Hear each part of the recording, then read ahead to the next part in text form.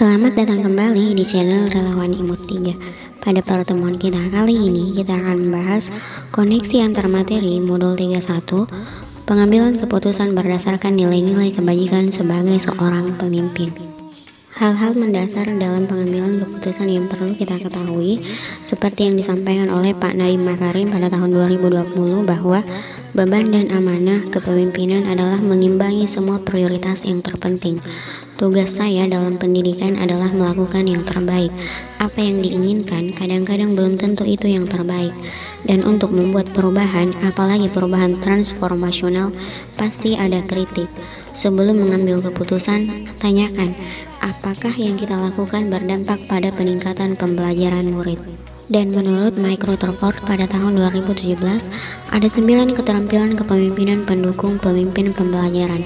Yang pertama, pengetahuan diri, manajemen waktu dan kehidupan, agen perubahan, tujuan dan usaha bersama, pengambilan keputusan beretika, pengaruh komunikasi persuasif, budaya iklim komunitas, transisi kepemimpinan dan perencanaan suksesi, dan arahan yang jelas dan tegas. Konsep-konsep utama dalam modul ini adalah sekolah sebagai institusi moral dan melahirkan nilai-nilai kebajikan universal yang terdiri dari dilema etika atau bujukan moral. Di sini kita diharapkan bisa membedakan yang mana dilema etika dan yang mana bujukan moral.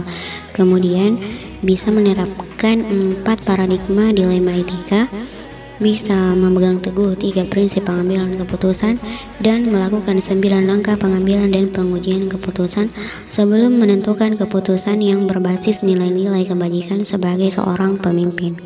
Nah, kita beralih ke pertanyaan reflektif yang pertama. Bagaimana filosofi Ki Hajar Dewantara dengan Pratap Triloka memiliki kaitan dengan penerapan pengambilan keputusan sebagai seorang pemimpin? Menurut saya, filosofi Pratap Triloka khususnya Inggar Sosung Tulodo memberikan pengaruh yang besar dalam pengambilan keputusan sebagai pemimpin pembelajaran. Ki Hajar Dewantara berpandangan bahwa sebagai seorang guru, kita harus memberikan teladan atau contoh praktik baik kepada murid. Dalam setiap pengambilan keputusan, seorang guru harus memberikan karsa atau usaha keras sebagai wujud filosofi Pratap Triloka ing Madya Mangun Karsa.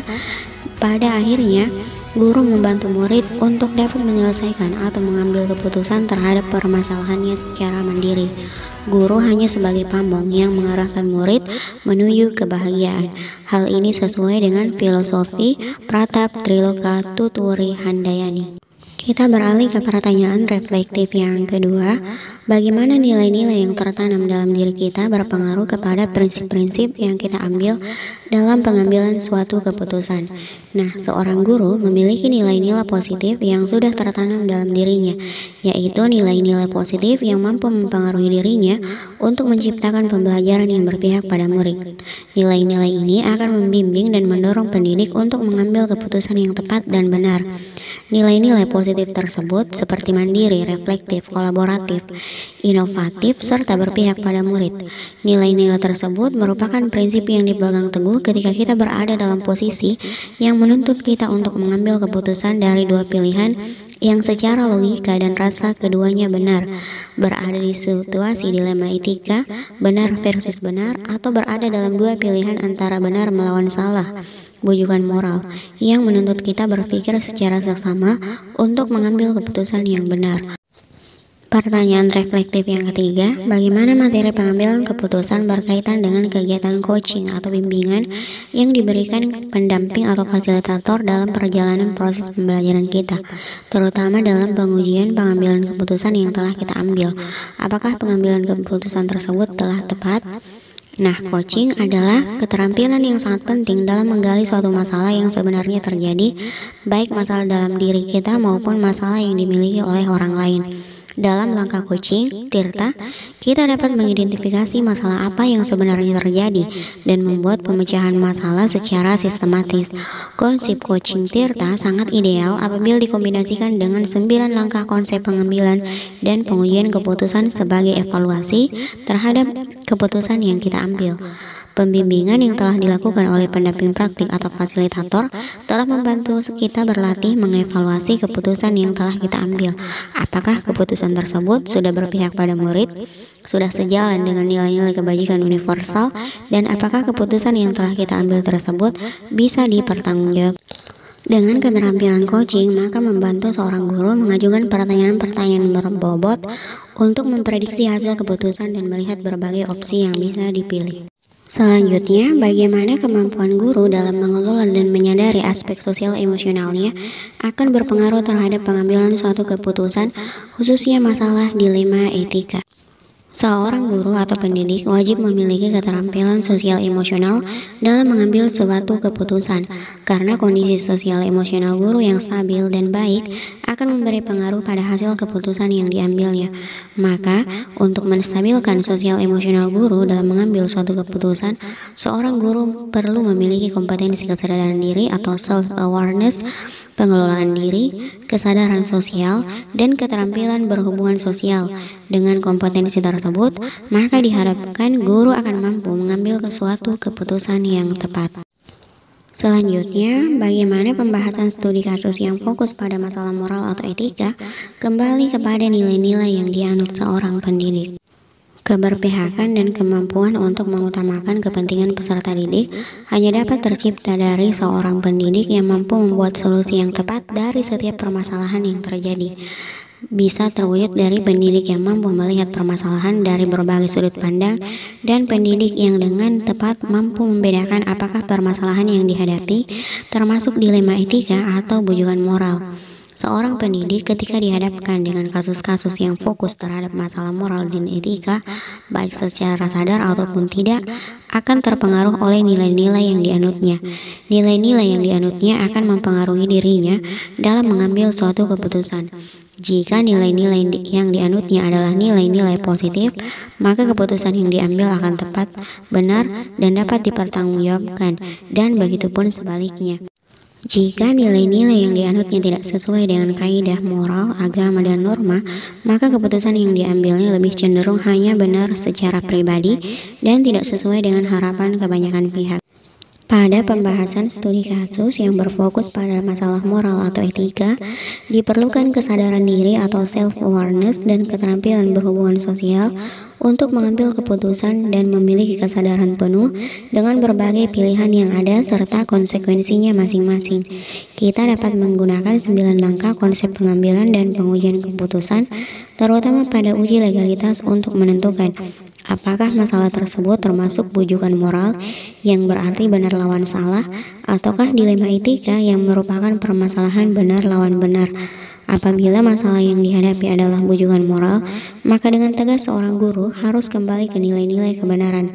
Jika masalah tersebut adalah dilema etika atau benar lawan benar, maka guru perlu melakukan pertimbangan terhadap 4 paradigma pengambilan keputusan dan 3 prinsip pengambilan keputusan serta 9 langkah pengujian pengambilan keputusan. Pembahasan kita lanjutkan ke pertanyaan reflektif selanjutnya. Bagaimana pengambilan keputusan yang tepat? Tentunya berdampak pada terciptanya lingkungan yang positif, kondusif, aman, dan nyaman. Pengambilan keputusan yang tepat terkait kasus-kasus pada masalah moral atau etika hanya dapat dicapai jika dilakukan melalui 9 langkah pengambilan dan pengujian keputusan. Dapat dipastikan bahwa jika pengambilan keputusan dilakukan secara akurat melalui proses analisis kasus yang cermat dan sesuai dengan 9 langkah tersebut, maka keputusan tersebut diyakini akan mampu mengakomodasi semua kepentingan dari pihak-pihak yang terlibat. Maka hal tersebut akan berdampak pada terciptanya lingkungan yang positif, kondusif, aman, dan nyaman. Seorang guru dituntun untuk mampu mengambil keputusan secara tepat dan minim konsekuensi, karena setiap keputusan yang diambil secara tepat tentu akan memberikan dampak pada terciptanya lingkungan yang positif, kondusif, aman, dan nyaman. Kondisi tersebut adalah kondisi yang dicita-citakan. Maka untuk melakukan perubahan, diperlukan suatu pendekatan yang sistematis. Dalam hal ini, kita bisa menggunakan pendekatan inquiry apresiatif atau bagja sebagai upaya pengambilan keputusan yang tepat dan berdampak pada terciptanya lingkungan yang positif, kondusif, aman, dan nyaman dapat dilakukan dengan berbagai tahap. Berikut yaitu yang pertama, mengidentifikasi jenis-jenis paradigma dilema etika yang sesuai dari kasus tersebut. Kemudian, memilih dan memahami 3 prinsip yang dapat dilakukan untuk membuat keputusan dalam dilema pengambilan keputusan. Yang ketiga, menerapkan 9 langkah pengambilan dan pengujian keputusan yang diambil dalam dilema etika. Dan yang keempat, bersikap reflektif, kritis, dan kreatif dalam proses tersebut. Pertanyaan reflektif selanjutnya, apakah tantangan-tantangan di lingkungan Anda untuk dapat menjalankan pengambilan keputusan terhadap kasus-kasus dilema etika ini? Adakah kaitannya dengan perubahan paradigma di lingkungan Anda? Jawabannya ya, tentu saja ada pola perubahan paradigma. Tantangan yang dihadapi yang pertama, masalah perubahan paradigma dan budaya sekolah yang sudah dilakukan selama bertahun-tahun. Tidak mudah untuk mengubah paradigma seseorang, apalagi satu komunitas sekolah. Yang kedua, sistem yang kadang memaksa guru untuk memilih pilihan yang salah atau kurang tepat dan tidak berpihak kepada murid. Yang ketiga, tidak semua warga sekolah berkomitmen tinggi dalam menjalankan keputusan bersama. Dan yang keempat, keputusan yang diambil kadangkala tanpa sepenuhnya melibatkan guru, sehingga muncul banyak kendala-kendala dalam proses pelaksanaan pengambilan keputusan. Kita lanjut ke pertanyaan reflektif selanjutnya. Apakah pengaruh pengambilan keputusan yang kita ambil ini dengan pengajaran yang memerdekakan murid-murid kita? Bagaimana kita memutuskan pembelajaran yang tepat untuk potensi murid kita yang berbeda-beda? Tujuan akhir atau muara dari proses pembelajaran yang kita lakukan adalah mewujudkan merdeka belajar. Merdeka belajar berarti peserta didik bebas untuk mencapai kodrat alamnya dan mengembangkan potensinya tanpa ada tekanan dari pihak manapun. Peserta didik juga dapat mencapai kebahagiaan sesuai dengan potensi yang dia miliki. Maka keputusan yang kita ambil tidak boleh merampas kebahagiaan peserta didik dan juga merampas potensi yang dimilikinya. Dengan kata lain, setiap keputusan yang diambil harus berpihak pada murid. Semua bergantung pada keputusan seperti apa yang kita ambil. Apabila keputusan tersebut sudah berpihak pada murid, media dan sistem penilaian yang dilakukan yang sudah sesuai dengan kebutuhan murid, maka hal ini akan dapat memerdekakan murid dalam belajar, dan pada akhirnya murid dapat berkembang sesuai dengan potensi dan kodratnya.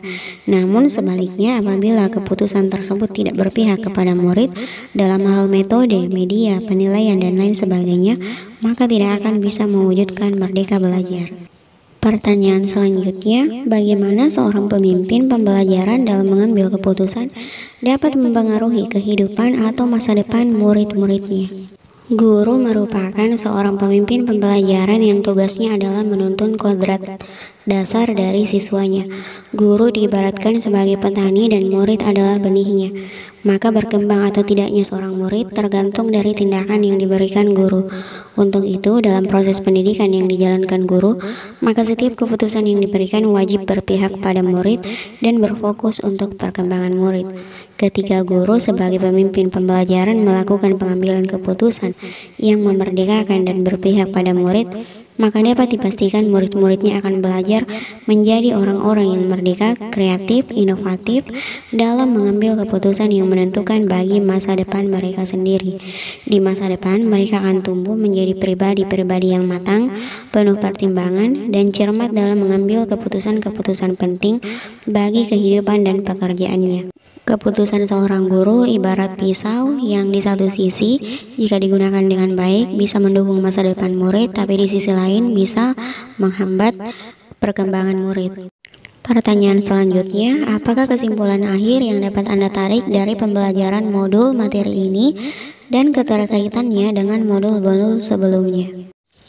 Pengambilan keputusan berdasarkan nilai-nilai kebajikan adalah suatu kompetensi atau skill yang harus dimiliki oleh guru dan harus berlandaskan kepada filosofi Ki Hajar Dewantara yang dikaitkan sebagai pemimpin pembelajaran. Pengambilan keputusan harus berdasarkan pada budaya positif dan menggunakan alur bagja yang akan mengantarkan pada lingkungan yang positif, kondusif, aman, dan nyaman atau well-being. Proses pengambilan keputusan seorang guru harus didasari oleh kesadaran penuh mindfulness untuk menghantarkan muridnya menuju profil pelajar Pancasila. Dalam perjalanannya menuju profil pelajar Pancasila, ada banyak dilema etika dan bujukan moral sehingga diperlukan panduan 9 langkah pengambilan dan pengujian keputusan untuk memutuskan dan memecahkan suatu masalah agar keputusan tersebut berpihak kepada murid, mengandung nilai-nilai kebajikan dan dapat dipertanggungjawabkan demi mewujudkan merdeka belajar. Pertanyaan selanjutnya, sejauh mana pemahaman Anda tentang konsep-konsep yang telah Anda pelajari di modul ini? Adakah hal-hal yang menurut Anda di luar dugaan? Hal-hal yang saya pahami dalam modul ini, yang pertama, pengambilan keputusan seorang guru sebagai pemimpin pembelajaran harus berdasarkan pada yang pertama berpihak pada murid, kemudian yang kedua mengandung kebajikan universal, dan yang ketiga bisa dipertanggungjawabkan. Selanjutnya, guru harus bisa membedakan yang mana bujukan moral dan yang mana dilema etika. Bujukan moral terjadi ketika seseorang harus memilih dan membuat keputusan antara benar dan salah. Sedangkan dilema etika, ketika seseorang harus memilih antara dua opsi, di mana kedua-duanya secara moral benar, tetapi saling bertentangan. Ini adalah saat di mana kita harus membuat keputusan antara benar melawan benar. Di posisi inilah akan terlihat kebajikan dan kebijakan seorang guru. Nah, untuk memahami yang mana bujukan moral dan yang mana dilema etika, kita harus bisa membedakan 4 paradigma dan 3 prinsip pengambilan dan pengujian keputusan. Yang pertama, 4 paradigma dilema etika, yaitu individu lawan masyarakat, kebenaran lawan kesetiaan, keadilan versus belas kasihan, jangka pendek versus jangka panjang, dan 3 prinsip pengambilan keputusan, yaitu yang pertama, berpikir berbasis hasil akhir, yang kedua, berpikir berbasis peraturan, dan yang ketiga, berpikir berbasis rasa peduli. Dan sebelum mengambil dan menetapkan suatu keputusan, ada 9 langkah pengambilan dan pengujian keputusan yang harus kita pahami. Yang pertama, apa nilai-nilai yang saling bertentangan dalam studi kasus tersebut. Yang kedua, kita harus mengidentifikasi siapa yang terlibat dalam situasi tersebut. Yang ketiga, mencari fakta-fakta yang relevan dengan situasi tersebut. Yang keempat, melakukan pengujian benar atau salah terhadap situasi tersebut.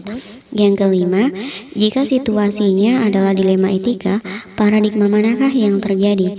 Yang keenam, prinsip mana yang harus digunakan untuk menyelesaikan masalah ini? Yang ketujuh, adakah penyelesaian yang kreatif dan tidak terpikir sebelumnya? Atau investigasi opsi trilema? Yang kedelapan, kita menetapkan keputusan apakah yang akan diambil. Dan yang terakhir, yang kesembilan, coba lihat kembali keputusan Anda dan refleksikan. Kita lanjut ke pertanyaan berikutnya. Bagaimana dampak mempelajari konsep ini bagi Anda? Perubahan apa yang terjadi pada cara Anda dalam mengambil keputusan sebelum dan sesudah mengikuti pembelajaran di modul ini? Sebelum mempelajari modul ini, tentu saja saya pernah mengambil keputusan dengan situasi dilema etika. Pengambilan keputusan yang saya lakukan tentu saja jauh berbeda dengan konsep yang saya pelajari sekarang ini. Tetapi dulu sebelum mengambil keputusan, saya juga melakukan analisis dan pertimbangan-pertimbangan tertentu. Misalnya menganalisis untung ruginya atau dampak positif dan negatif dari keputusan yang akan saya ambil. Tetapi setelah mempelajari modul ini, saya akan berusaha sebaik mungkin untuk mengambil keputusan berdasarkan nilai-nilai kebajikan menggunakan prinsip paradigma dan melakukan 9 langkah pengambilan keputusan dan pengujian keputusan. Setiap keputusan yang akan saya ambil semoga kedepannya akan berpihak pada murid, mengandung nilai-nilai kebajikan dan bisa dipertanggungjawabkan sehingga bisa memajukan pendidikan. Dan pertanyaan reflektif yang terakhir, seberapa penting mempelajari topik modul ini bagi Anda sebagai seorang individu dan Anda sebagai seorang pemimpin? Sebagai seorang calon pemimpin pembelajaran, tentu saja saya merasa materi dalam modul ini sangat bermanfaat dan sangat penting bagi saya.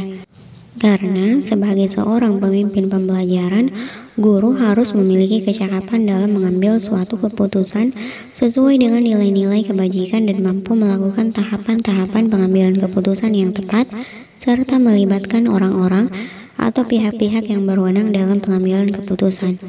Pengambilan keputusan sebagai pemimpin pembelajaran melatih diri untuk melihat situasi atau masalah dengan jernih dari berbagai sudut pandang, menggunakan cara penyelesaian yang tepat, dan mempertimbangkan dampak yang akan diakibatkan. Kita harus menyadari bahwa setiap keputusan yang kita ambil akan ada konsekuensi yang mengikutinya. Oleh sebab itu, setiap keputusan perlu berdasarkan pada rasa tanggung jawab, nilai-nilai kebajikan universal, dan berpihak pada murid. Diperlukan kompetensi kesadaran diri, pengelolaan diri, kesadaran sosial, dan keterampilan berhubungan sosial atau berelasi untuk mengambil suatu keputusan. Diharapkan proses pengambilan keputusan dapat dilakukan secara sadar penuh atau mindful, sadar dengan berbagai pilihan dan konsekuensi yang ada. Nah, itulah pembahasan kita tentang koneksi antar materi modul 31, pengambilan keputusan berdasarkan nilai-nilai kebajikan sebagai pemimpin pembelajaran. Semoga menginspirasi. Salam guru penggerak, guru bergerak Indonesia maju. Sampai jumpa di pertemuan selanjutnya.